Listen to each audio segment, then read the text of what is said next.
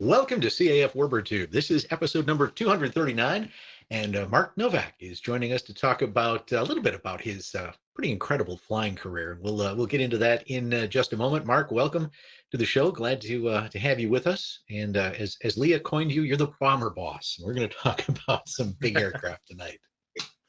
Thanks, Steve. Glad to be here. All right.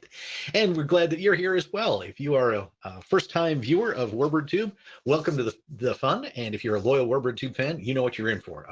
A great evening of some wonderful airplane stories, and we're thrilled to have all of you with us. Now, if you're enjoying what you see tonight, please share it across your social media platforms. Help spread the word and share Warbird Tube, and we do appreciate that as well. Now, as Mark and I are talking tonight, if you have some questions, we're going to talk about a variety of aircraft. So if you have any questions, please just type those in the chat box, and we'll try to answer them either in the middle of our presentation, or we'll save time at the end, and we'll make sure we get all your questions answered. Now, Warbird Tube is brought to you by the Commemorative Air Force. If you'd like to learn more about the CAF, our events, our aircraft, and very soon those aircraft will be out on tour. It could be at an airport near you. Just visit us on our website, commemorativeairforce.org. And with that, we are going to talk with Mark. And Mark, we're going to kind of take your career one step at a time from a younger man to someone who now has over 1,000 hours of flight time in a B-29. So how did you get involved in aviation? Who was your first inspiration that kind of put you on this path? You know, I can't pick just one person. I had an uncle that flew, and I always thought that was really cool. He lived in Dallas, and you know, I grew up in Council, Iowa, and he'd fly up to go pheasant hunting. He'd fly up on Friday afternoon, shoot a bunch of pheasants, fly back on Sunday, and I always thought that was pretty cool. But I was probably about 12 when I met a guy who had gone to the Air Force Academy, and he says, you know, if you go to the Air Force Academy and you graduate and you keep your nose clean, they'll send you to pilot training for free.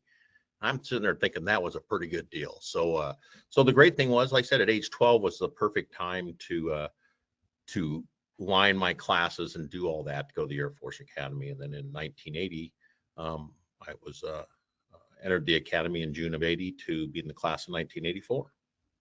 Very good. Is there any lessons that stick with you today from your academy training? You know, everybody always asks, you know, would you do it again? I'm like, of course I'd do it again. I just do it differently and probably study more, goof off less. But it was such for me being, you know, I went to a smaller school in Iowa and ended up going out there where there were 1,600 in my academy class. And you're in a squadron with like 28, 30 people from all over the country. So I just literally went around the squadron and just talked with people. There's a kid from Yonkers, New York, Joe Murtati. What a hoot he was. And they all had stories. And like I said, looking back at just like any organization, the CAF and all that, it's the people that make you want to do it and be involved in it. Are you still in contact with any of your classmates? Yep, I roomed with the same guy for 2.5 years. He was a fighter guy, I was a bomber guy, and in fact, after we'll get there, after my B1 tour, I went back to the academy and I was an officer in charge, and actually I gave a lecture to his class. At that time in the mid 90s, they were actually having trouble with the cadets wanting to go to pilot training because they didn't want to commit, and they didn't see the value of being a pilot and all those type of things. So I actually went to his class. He was teaching a management class, and I walk in, he goes, "Hey, there's Mark Novak, the B1 pilot." And Craig, my roommate, goes, "Yeah, we know what that is." And the entire class, all in sync, goes, "It's a target, sir." And so I had nice little quip, came right back at him, and I said, you know, no one ever won a war killing the enemy one at a time. And that's what fighter guys do. You know, it takes bombers to dictate policy. And, you know, we won World War II by bombing the German industrial complex, and the Japanese, of course, with the atomic bomb. But Korea, we didn't use the bombers. And guess what? Korea is still technically a war action. Yeah. Vietnam, the fighter guys had 6 or 7 years to do it. And if you're a historian, it was the B-52s going downtown Hanoi 12 nights in a row. And that linebacker too that basically broke that into a settlement. So yeah. What was it like to go back to having been a cadet and now you come back as an instructor? I mean, I tell everybody it was my one chance to escape the B-1, and we can talk about the B-1 at the time. I'd spent 7 years in the B-1 at Dias. I'd moved from a co-pilot all the way up to an FTU, a flight training unit instructor. So I'd done everything I could at the base, but at that time they were closing Grand Forks and closing McConnell. So those of us at Dias and at Ellsworth were sort of stuck. We couldn't go anywhere. I got a by name request from a colonel that I knew to go back to the academy, and that basically saved me, or at least got me out of Abilene after 7 years, and went there. And it was a lot of deja vu, a lot of but it was neat to be on the other side and lead. Leading. I first went there. I was the executive officer for the training group, which is we owned the cadets. We had 4,000 cadets. Wow. So I got to know some of them personally, and then of course guys get in trouble, and I had to hand out some of the punishment too for my boss. But and then I became an officer in charge. 12 years the day I graduated, I took over the squadron I graduated from. So that was pretty cool. And then dealing with you just like anything else, you spend half your time dealing with the top 10% and half your time dealing with the bottom 10%, the guys getting in trouble, and hopefully I was one of the guys in the middle, and I sort of felt sorry for that guy in the middle because there just wasn't time in the day, because I had 100 cadets to wrangle, and it was me, and I was on flying status, so I still had to fly 1 day a week, but it was very, very neat to be there. And then when I was going to leave, transfer out of the academy, I ended up becoming the wing commander's exec for 6 months, and that opened my eye to even the next level of management. And there's always something going on behind the scenes that you don't know. So that was a good job to do. What aircraft did you fly when you were at the academy? I flew what I tell everybody that the deadliest airplane in the Air Force inventory. If you can tell me what that is, I'll buy you a beer sometime. So it was a TG-7A. There it is, right there. They actually, if you go to Oshkosh, they sold those, and a group in Detroit bought them, and they fly them up. They use it for a flight training in that. It's basically a Piper Tomahawk cockpit forward with a little 112 horsepower Lycoming on the front, and it's got a wing off of one glider, tail off another glider, and very unique. We used it to help age. If you're out in a glider, you get one chance for landing, and if you screw up, the instructor takes it from you. Well, this thing, I can put a cadet on a downwind at 1,000 feet, pull the engine back to idle, and it acts just like a Schweissinger 233, and he works around the corner, he uses a spoiler, and if he messes it up, you just put the power back in, you put him in the same spot and say do it again. So you give him 3 or 4 looks at a time. And the academy found that for every one of the motorized glider rides they got, it saved about 5 glider rides.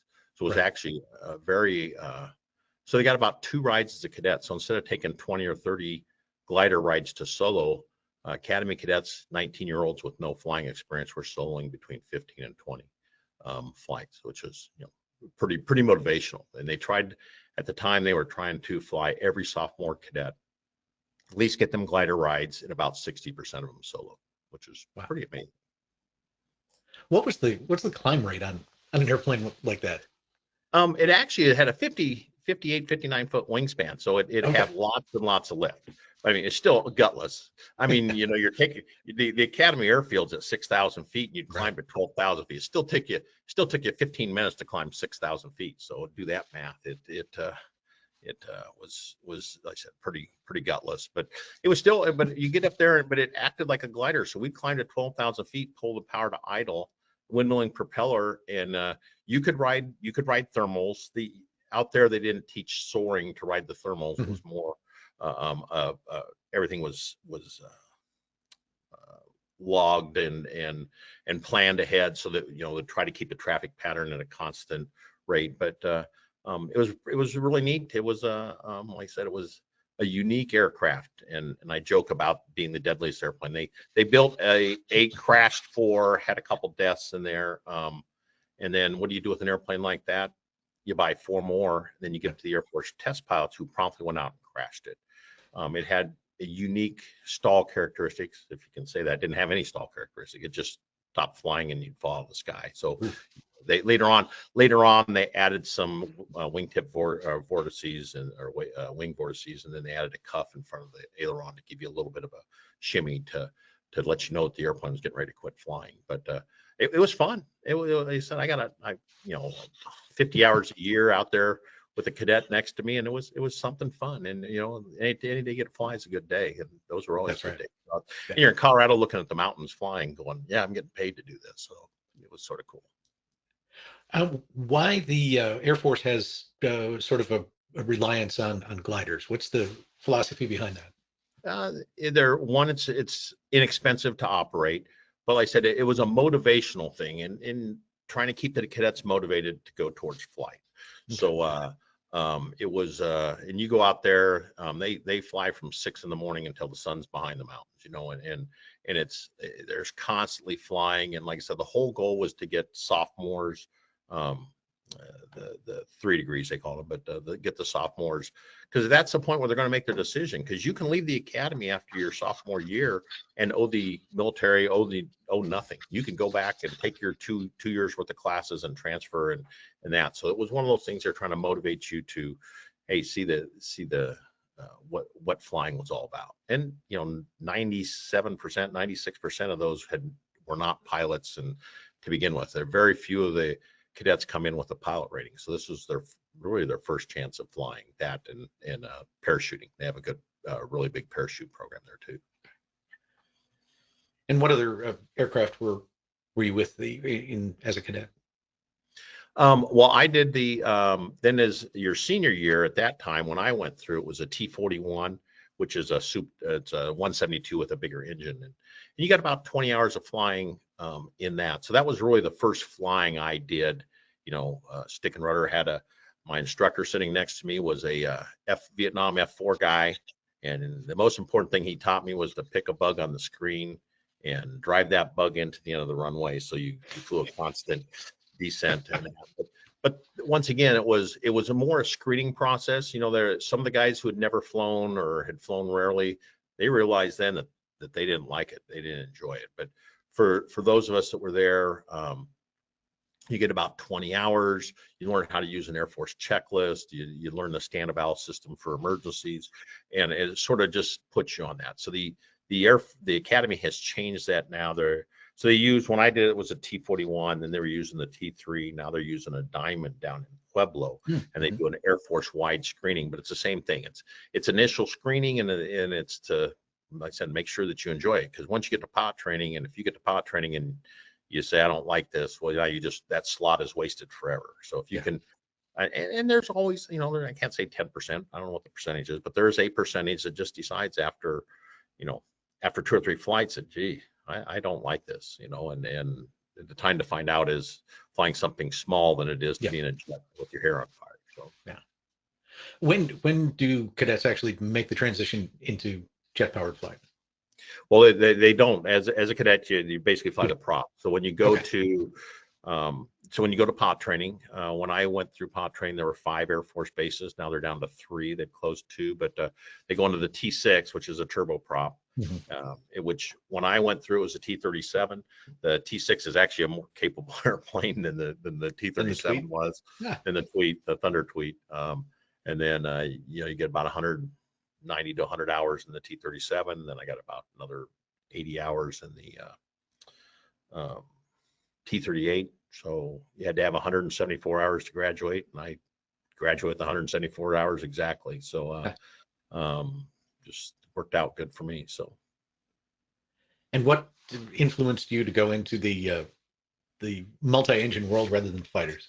At that time, they had a restriction for 20/20 vision. I had glasses already, but there was a way to get what they called a superintendent waiver. Once again, keep your nose clean and don't do nothing dumb. And so I got the waiver to go, with the understanding I wouldn't go to pilot training, or I wouldn't go to fighters. Well, that didn't mean that I still couldn't get a go fast jet. So it meant that I could be an instructor and hang out I went to Enid, Oklahoma at Vance Air Force Base, and they could make me a FAPE, a first assignment instructor pilot, and hang out there for 3 years, and I was still going to get a heavy. Well, I'm thinking that really wasn't that was a each your own environment type of thing. I mean, just everybody's trying to crawl over each other to get the best assignments and that. And I had a buddy who stayed, and they changed the rules afterwards, and he got an F-16, and he flew F-16s for 16 years. Worked out great for him. I, on the other hand, thought, well, I want to go fly something big anyhow, see the world. And I ended up with I was looking at a C5, but at that time you couldn't go straight into the C5. And they had this program. Well, the T-39s were out flying, which was a Saberliner. But there was an accident, killed a 4-star general, and the Air Force went out and bought, they leased 80 Learjets, the C-21. And then they also had some C-12s, King Airs. So I thought, hey, that'd be sort of fun to do and go out. And it was, can't say it was a flying club, but it was as close to a flying club. You showed up in the morning, they hand you a piece of paper, and you could be a 24-year-old first lieutenant and a 23-year-old second lieutenant. They give you a government gas card, a piece of paper telling you where to go, and literally a brand new Learjet. I flew a Learjet that had like 112 hours on it, and they say go, and you flew around the country and you got it done. And I learned more about flying in my first three years than I'll ever learn again. It was a great program, a great responsibility.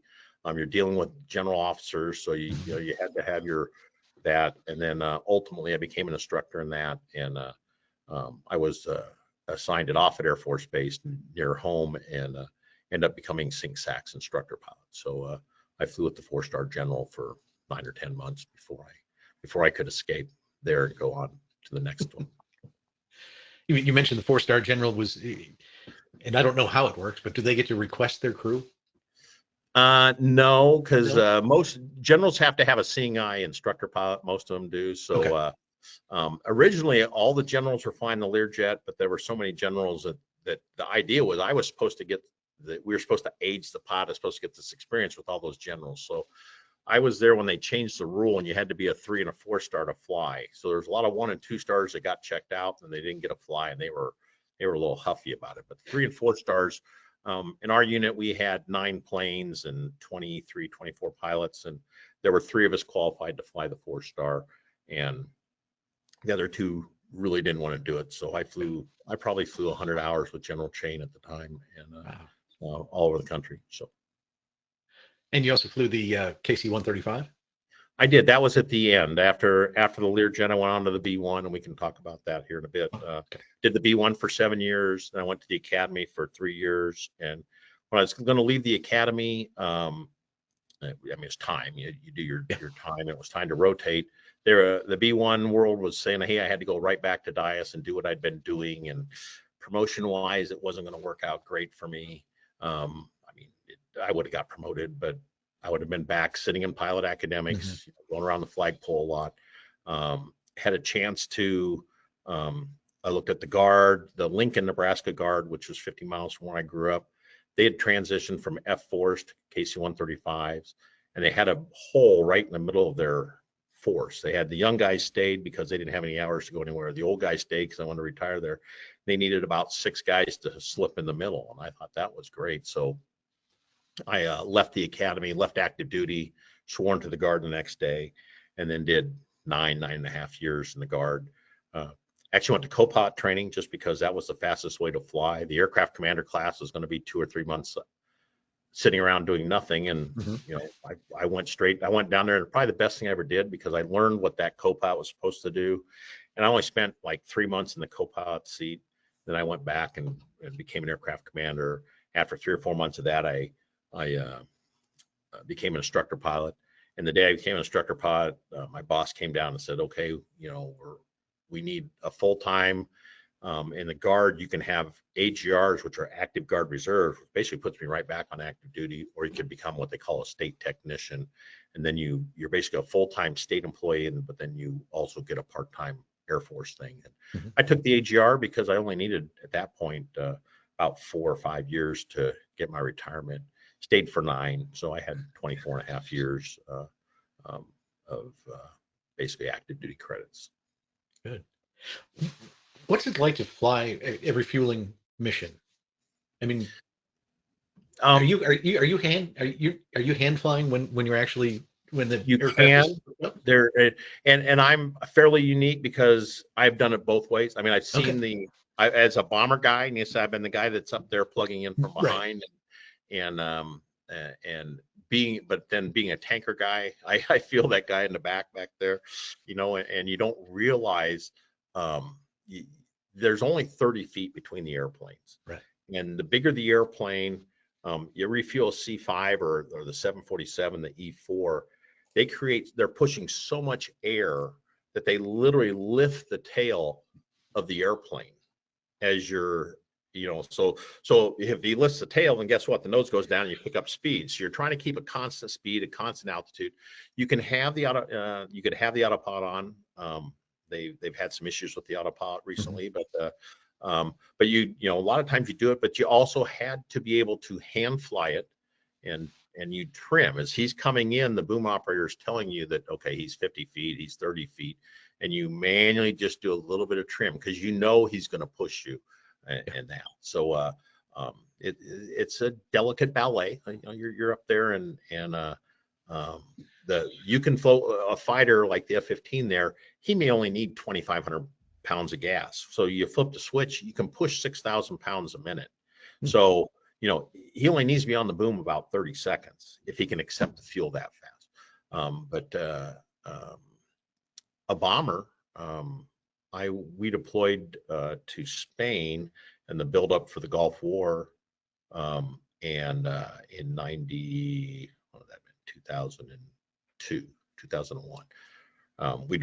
End of 2001, we went over there, and as planes are coming down the Mediterranean, we were filling them out of Spain. And I had a B-1 come up, and he was completely dark, completely calm out, communications out. And he came up and he hooked up and sat behind us for 22 minutes on the boom. We pushed him 125,000 pounds of gas. And Wow. and so now, that's a lot of weight. So guess what? I'm speeding up. Yeah. He's taking fuel. He's slowing down. So it's a constant thing, and you need to be thinking about what's it doing to him, what's it doing to me. So you got to just keep easing off on the power, because that boom only stretches, but it comes in and out, and you only got about a 10-foot window there. So air refueling, you got to. When I describe air refueling, it's an imaginary box, and the boom can go 10 degrees left or right. You really want to keep it within 8, because you get too close to the edge and everybody gets scared. It can go up and down 10 degrees or down 10 degrees. And I said, then the boom can travel in and out about 10 feet. So it builds an imaginary box, and it's not the plane. Every airplane's different. In the B-1, the air refueling receptacle was in front of the window. So I'm sitting there looking at the boom, staring at the tanker, and you try to look straight to the boom, because if you follow the boom, you end up doing a little dance, and you end up getting spit out. A lot of bigger planes, the boom is behind you, so you just drive up underneath the tanker, and you're looking at a row of rivets. If and then you learn that row of rivets is where I want it, because if I slide back 2 rows of rivets, now I just given up 3 feet, or if I come too far forward, and you have to work on all that momentum that you're carrying in that. So it's a definite dance, and then you do it at night or in the weather, or you're out there doing it, and then all of a sudden he flies by a thunderhead, hit a big flash of light. Now you're night blind, and you're hanging on. And like I said, but guys are out there doing that day in and day out. It's amazing with the capability. We're the only country in the world that, other countries have refueling operations, but they certainly can't do what the U.S. Air Force can. Yeah. So let's take you out of the refueler and put you in the cockpit of the B-1. How long did you fly the B-1? How many 7 years? years. 7 years. Okay. Yeah. So I started in '88. It was early on. In fact, since I came from the Learjet at the time, the C-21, I had 1,500 hours, which would have made me an aircraft commander. But since I didn't have any bombing things, and I was right at the end of the initial, they got 100 bombers, and they made 100 crews.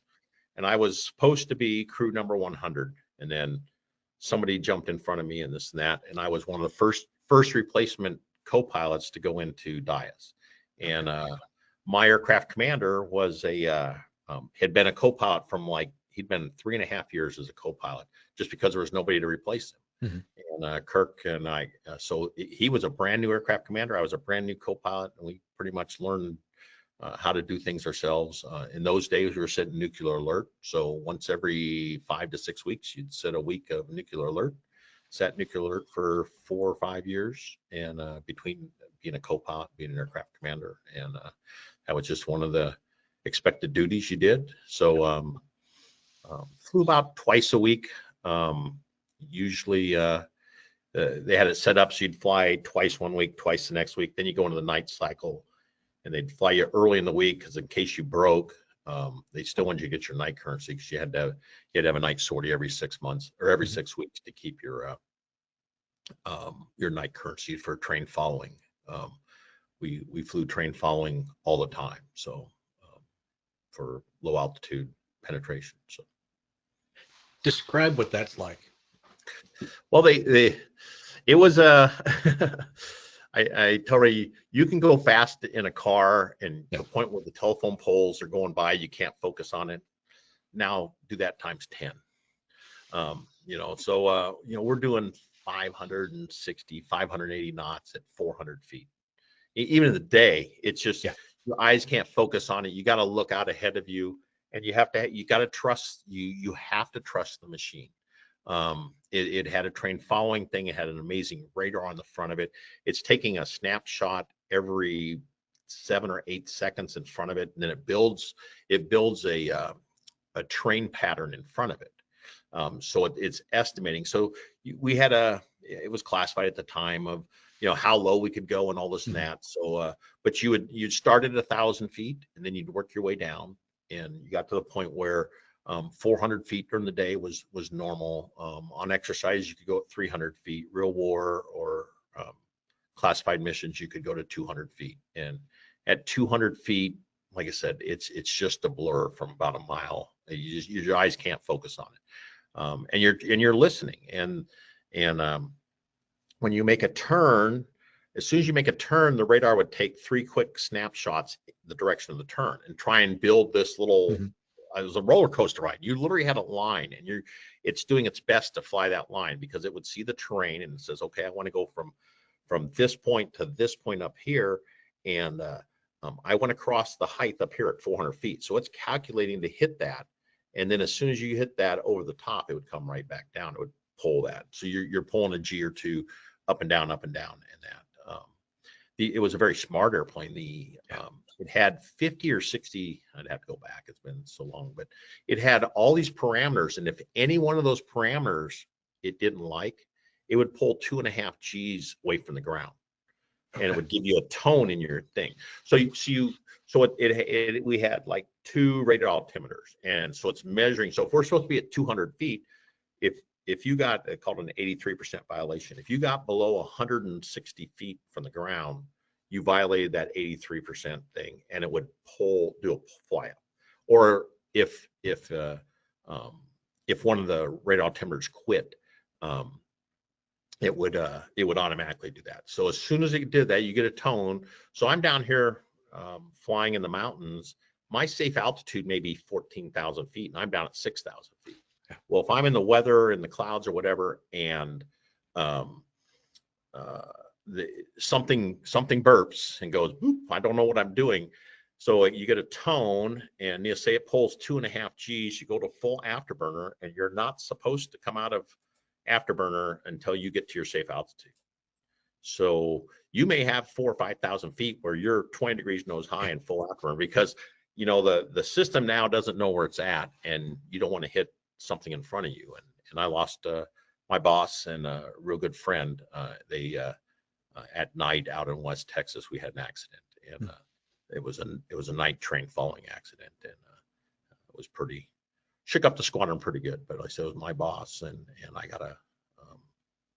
I was the duty scheduler, and got a call that night from command post, wanted to know who was on which airplane. And at that point, you don't say who's on the airplane, but Yeah, so yeah, it was, like I said, it was sort of cool. Did some neat things, flying the clouds, in the mountains, close to the ground. It was definitely a rush.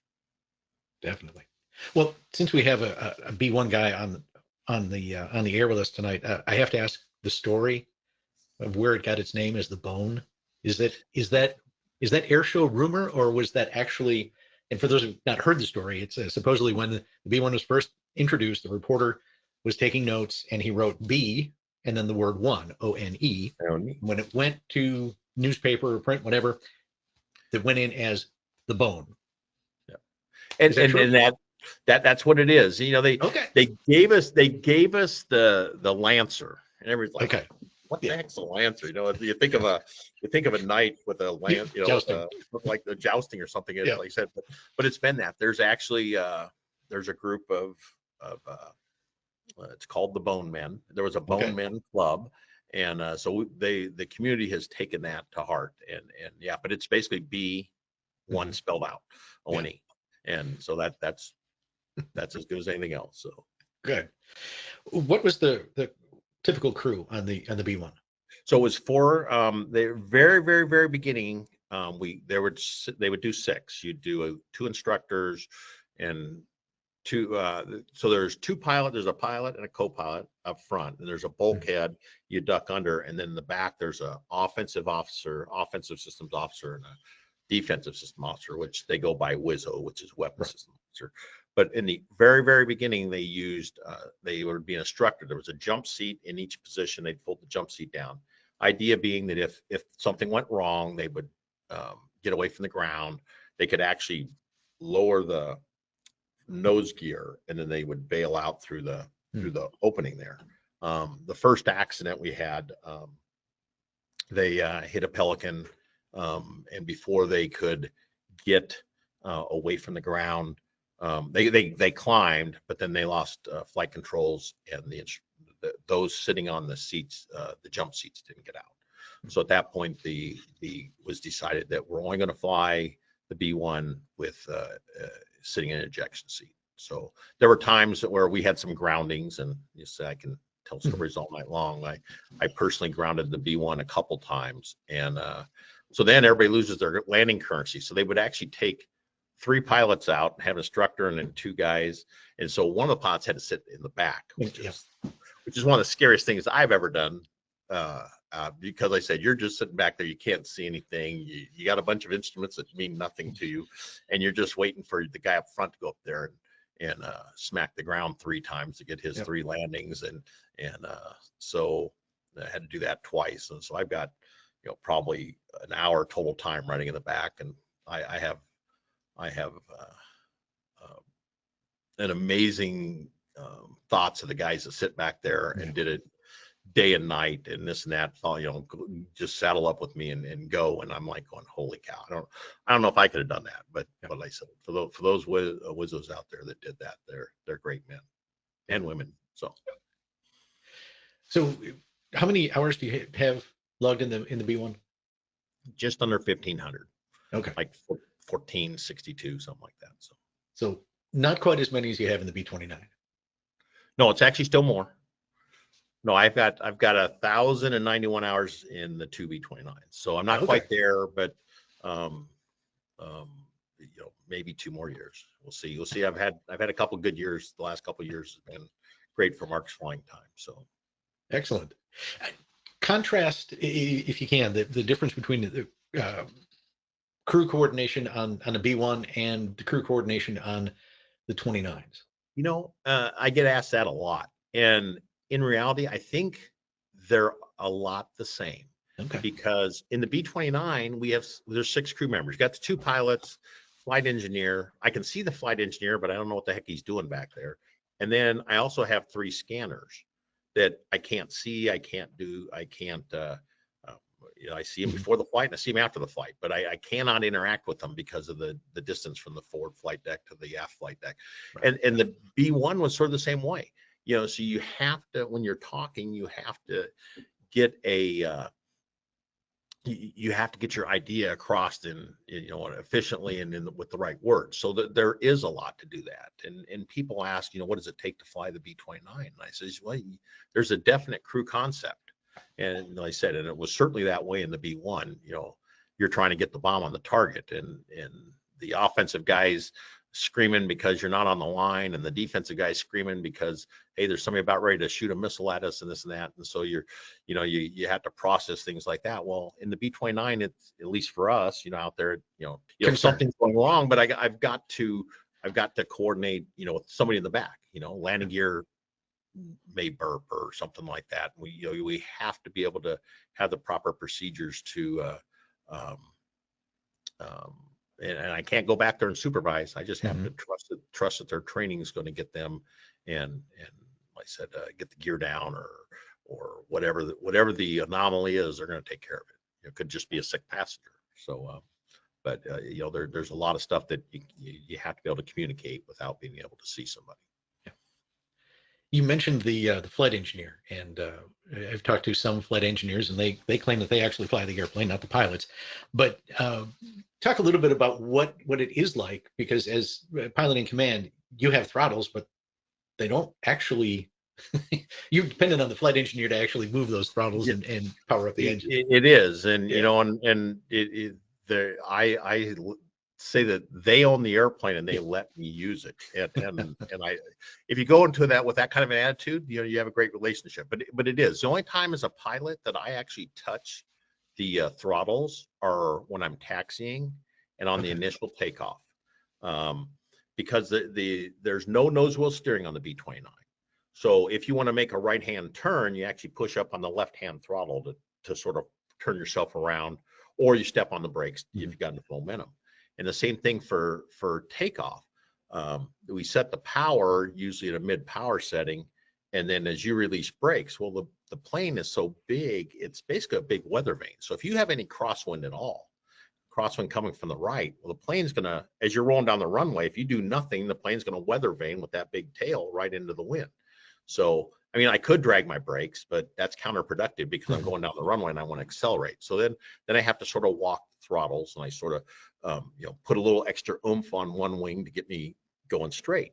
But at about anywhere from 60 to 80, say 70 miles an hour, now my rudder becomes effective. So people are when they watch us in that, or you listen to it going down the runway, we don't start at full power. We started at maybe 30 inches of manifold pressure before we go all the way up to 44. So I'm walking the throttles. I may be at 35 or 40 by the time I get to 70 miles an hour. And then I tell him, engineer set max power. And what that allows him to do is he pushes them, and they're really good engineers, and they're all great. Like I said, those guys have impressed me from day one.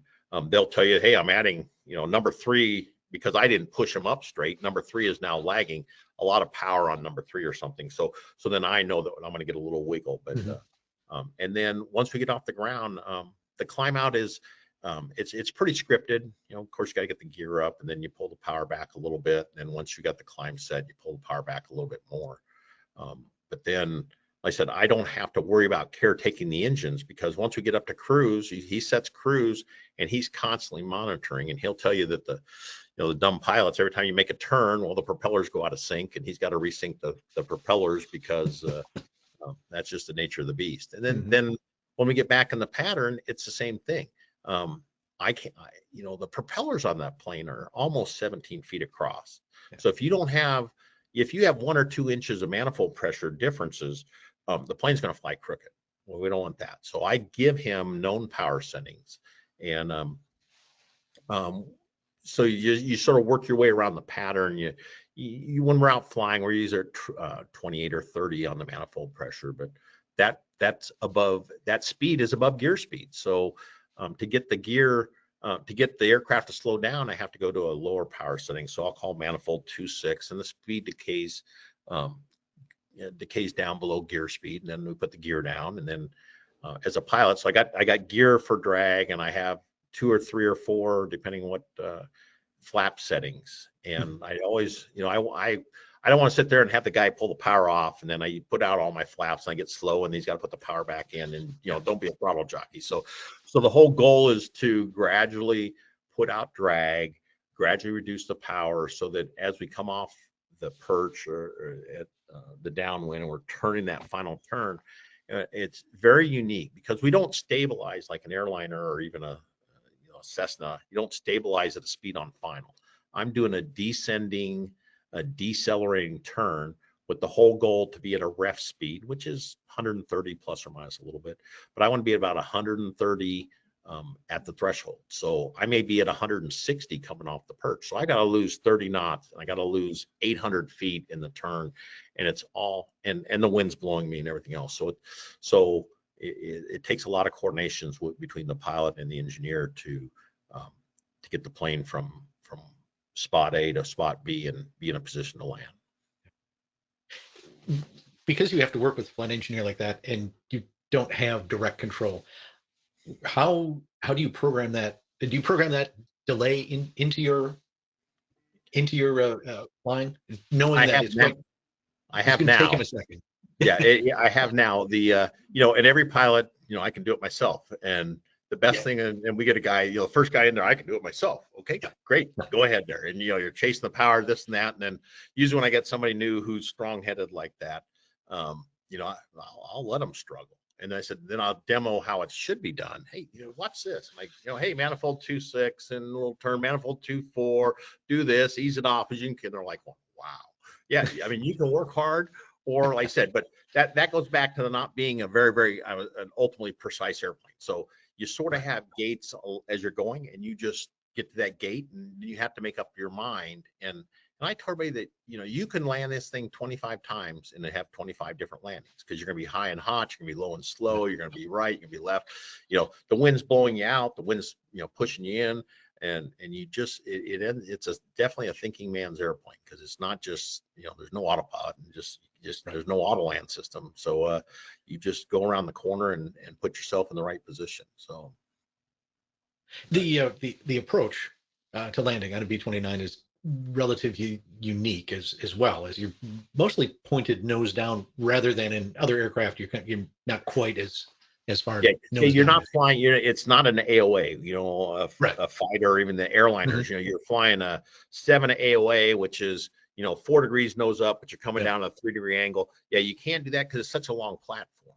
And everybody always says, what's that little thing hanging down the back? Well, that's to keep me from smashing the tail. So, and for my friends out there that want to hear me say it, I told everybody, you're almost on a teeter-totter.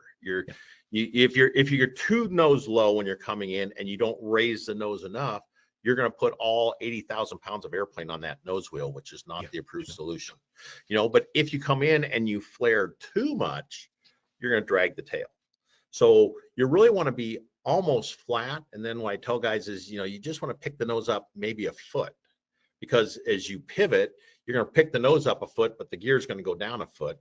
And that, but if the nose goes up 3 feet, guess what? That tail that's way back there, it's 100 feet behind you. It's going to go way down, and you're like I said, think of the teeter totter, and you're going to drag that tail, and worst case, do some damage. So yeah, that sounds to me like one of the cardinal rules you don't want to break with a B-29. Are there other maybe there's some mistakes that the 29 does not forgive or doesn't like to forgive? They're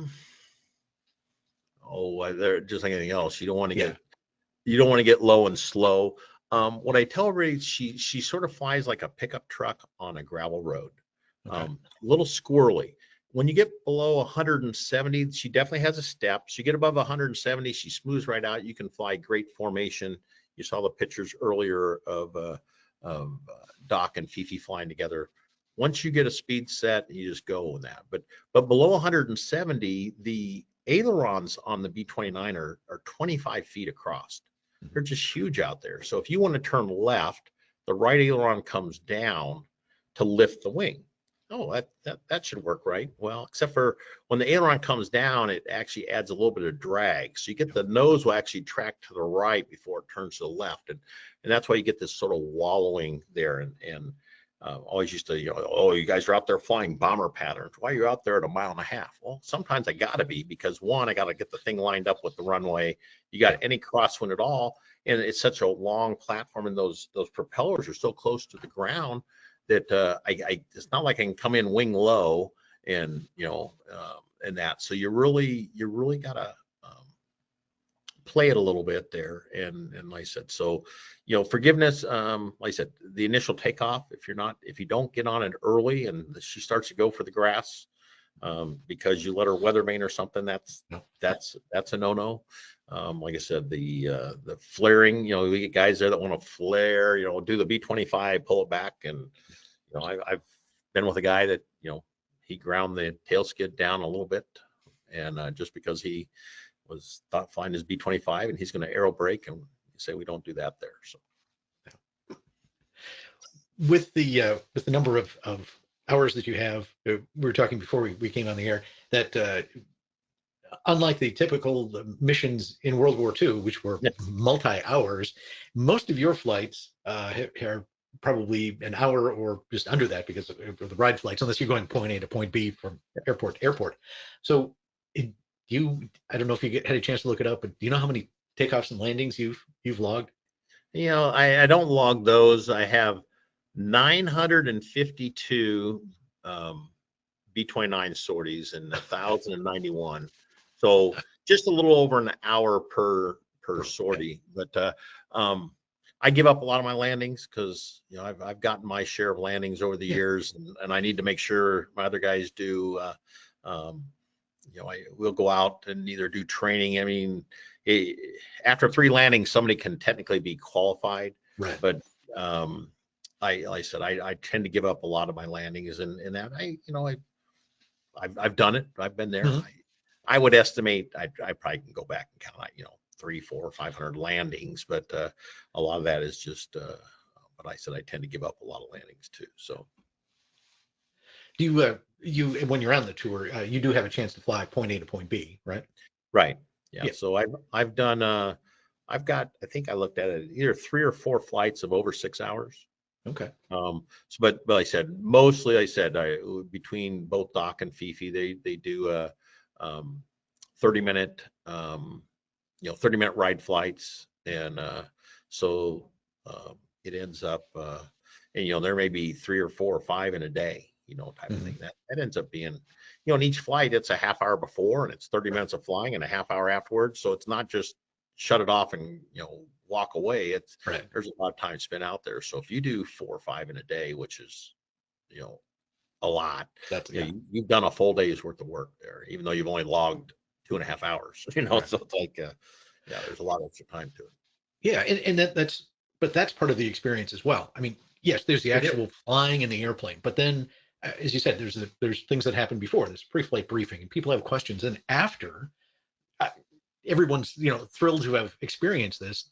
They want to ask questions, they want to talk to you, and you can't just walk away. That's part of the entire experience, not only with the 29 but with any of these aircraft. And that's what we're doing. It's the living history flight experience. We're giving an experience, and people, and when I brief them beforehand, I says, you're going to climb up there and don't fall off the ladder because you're going to miss it but you get there, you strap in, you sit there and you wait, and the plane shakes and rattles, and you see the puff of smoke, and the engines light off and that, and it may taxi out there, and you're hearing the brakes squeak and that, and you get to the end of the runway and you push the 4 engines up. It's over 8,000 horsepower, and relatively, I mean, we're off the ground in 3,500 feet, so it's less than a mile to get off the ground and get up there, and then people can get up and walk around. What I really love is somebody will bring a picture of their dad, and or dad or grandpa. This is dad sat here. Can I take this pose? There's dad with his hand on the yoke, or dad with his head out the window. Yes, that's what we're here for. We are here to give you that experience. It's not about me. It's not about me telling all my stories, which I'll gladly do. Everybody knows me, knows that. But like I said, it's to get them, and we try to document the passengers and the grandkids. And when I started this, I mean, I've been doing this for 14, almost 15 years now. there were World War II vets that came out, and that. But now it's I mean, their kids now are in their 80s and their grandkids. It's really the grandkids, the 40 and 50-year-old that know that grandpa flew a B-29 or that grandpa was a radio man. Where would grandpa sat? What would he have done? You set him in that seat and you show them the radio station, and they just, they just get a rush of emotion. Everybody always asks, what's your most memorable? I mean, I've done lots of things, but I took a 92-year-old navigator. This was probably 10, 12 years ago in Florida with Fifi. And this guy, 92-year-old guy, came and sat in the navigator's seat. His 60-year-old son sat in the seat next to him. And we take off, and hey, you can get up and walk around. He goes, son, I've spent more miles walking around this cockpit than you have. Okay. And he sat there, but about every other minute, he'd just sit there and he'd look at his son and he says, oh, remind me to tell you about this. And remind me to tell you about that. And it's a time machine. It takes those gentlemen back to times, and they remember things, just the smells and the sounds. And it just, that, like I said, we're giving them back their youth. So a lot of those guys, and you'll see guys that come out there on a walker, and you're thinking, oh my gosh, I don't know if he can get up the stairs. He just literally abandons his walker and he steps right up the stairs because, in his mind, he's now a 23-year-old, mechanic or radio guy or something. And my gosh, I know how to do this. I've done this, 500 times in my previous life. And it just, I said, it's a time machine. So. Absolutely. And that's one of the reasons why CAF and other organizations have these living history experiences. It's to bring that to life. And sort of along the lines with the 92-year-old navigator, a lot of stories that I've heard over the years too is that and again, it doesn't happen that much anymore, but the veteran will come out to the airplane, to B-29, a 17, a 25, whatever, and start telling stories to our crews about their experiences, and the family standing behind them saying, he never ever said anything like this before. We took Fifi to Kalamazoo, and there's a guy standing at the fence. Hey, I've flown on this plane. And, so we're setting up. And so we bring him in there. We set him a chair at the front. And I joke, and I said you just like had to put a nickel in him. And he'd sit there, and somebody would ask him a question. Hey, what was your most dangerous thing you did? And he'd go, well, that one time in the Pearl Harbor Club. No, we meant flying, and he would go down one thing, and then somebody come by and they said, put another nickel in him and ask him about where he went to, what other airplanes did you fly? And that. And so, when those guys were telling the story, I think last year, I was out with one of the planes, and they brought a nursing home bus out, and there were 2 B-29 guys on it. And, they're both in their mid to late 90s. They couldn't even get off the bus. Mm-hmm. And they're like, well, how close can we drive the van up? I said, drive it right up to the front of the nose. And, they're there, and they're taking their phones out, and they're trying to take pictures. And, and that, I said, that's why we do it. And so. Well, you've been with CAF. You mentioned you've been flying Fifi for about 14 years.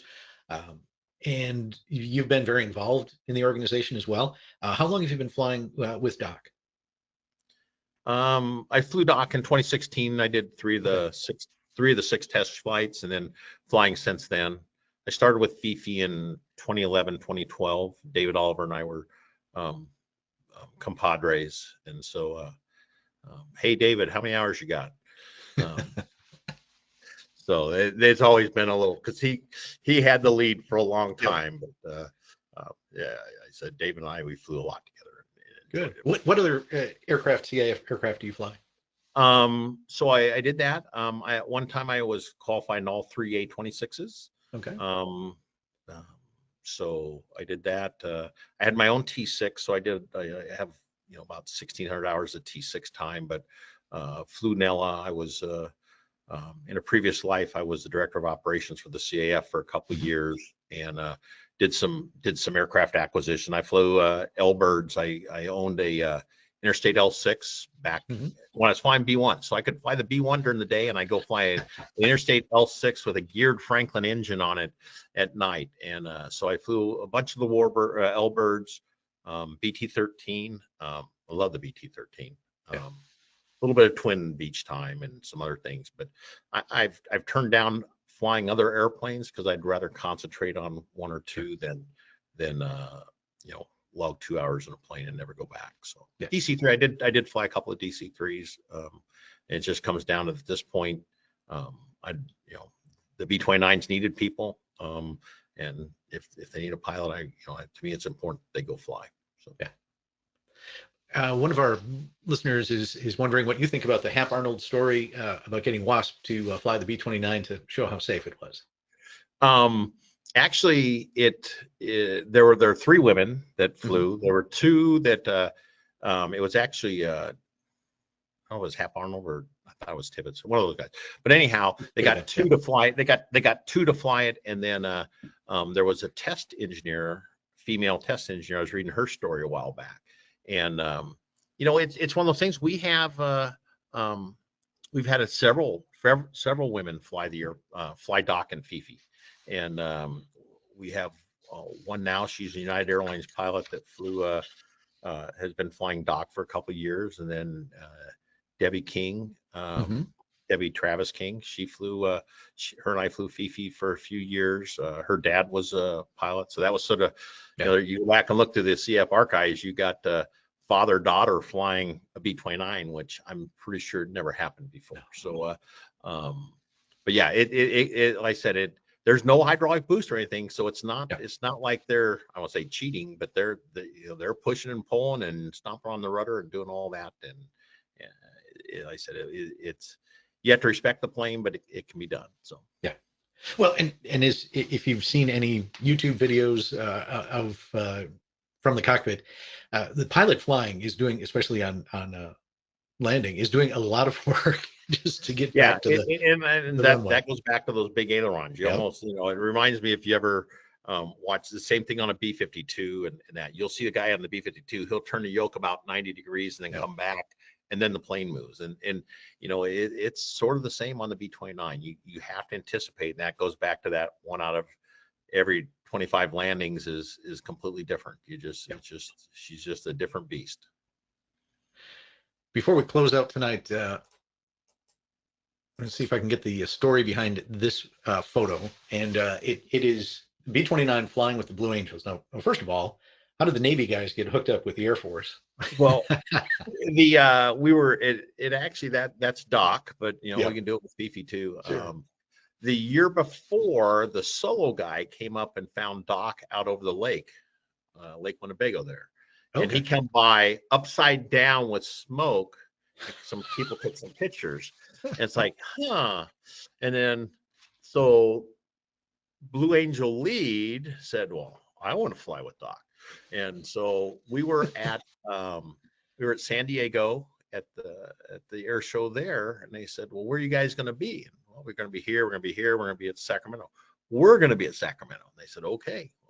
So they said, "Well, can we fly with you?" So we talked about this and that, and I got a fax of what they wanted to do, and they said, "Well, we're going to do a pre-show on Friday or Thursday, whatever day it was, and we've got 15 minutes worth of gas. So if you're there, we'll fly with you. If not, tough to be you." When they say I'm going to be there, so we're orbiting 5 miles outside the airport, and they finish their show, and I was in a left-hand turn, and they come up and they yell, "Doc, where are you?" And I said, 5 east in a left-hand turn. They said, "Gotcha." And they came in right behind us. There's another picture with them coming up behind. Taken from the tail gunner position with the guns there, and there's that picture. And that picture was taken with the number 7 guy was the photo guy. He's got a 2-ship, and he's got a Navy photographer in the back. So on that one, he went out about a half mile in front of us and turned right across our nose, and the guy's shooting. Then he came back around, and he did an over the top shot, which came out really good too. And so we did that one. We did one. We had one where we were flying formation with them. I think I sucked at flying formation that day, but it wasn't symmetric enough either for the Blues, so they didn't publish that picture. But it was my 15 minutes of fame, and I remind them even when I see them that, hey, we'd love to do this again. I've showed it to the Thunderbird and said we want to do that again too. So. Yeah, very good. Just a minute or so left in the show. Any final thoughts that you have? Something that we didn't talk about tonight that you wanted to make sure that you convey to the audience? No, I said, hopefully I said, you enjoyed it. I'm certainly open. If anybody's got any questions, they can call or write or, people know how to find me and that, but, certainly enjoy it. It's been a great time with the CAF and the other organizations and the whole idea is to, honor the men who flew them, the women who built them. And I said, just go out and see the airplanes and learn about a piece of history. Absolutely. When do you go out on tour, or is that yet to be determined? To be determined. It'll be April, May, just whenever somebody calls and needs me, I'll be there. But yeah, it's this is ground school season. In fact, there's ground schools almost every weekend. If you want to get involved with an airplane, find your local unit and find out when they're teaching about their airplanes. Very good. And you can find out all that information right on our website, commemorativeairforce.org. Mark, thanks for being a guest tonight, and thank you, our audience, for being with us as well. As always, if you have any thoughts on tonight's episode or an idea of something you'd like us to cover in the future, just drop us a line at media@cafhq.org. And again, if you liked what you saw tonight, please share it across your social media platforms. And if you haven't already done so, please subscribe on YouTube and click that bell icon, and you'll get notifications when our new episodes are posted. Until next time, for the Commemorative Air Force, I'm Steve Buss, wishing you blue skies and tailwinds. Thanks. CAF Warbird Tube is produced by the Commemorative Air Force and hosted by Steve Buss. The views and opinions expressed by our guests are their own and do not necessarily reflect those of the Commemorative Air Force. To learn more about the CAF, explore upcoming episodes, or watch past shows, visit commemorativeairforce.org or warbirdtube.com. You can also watch our show on YouTube at CAF Media TV, or listen wherever you get your podcasts by searching Warbird Tube. Thanks for tuning in, and let's keep them flying.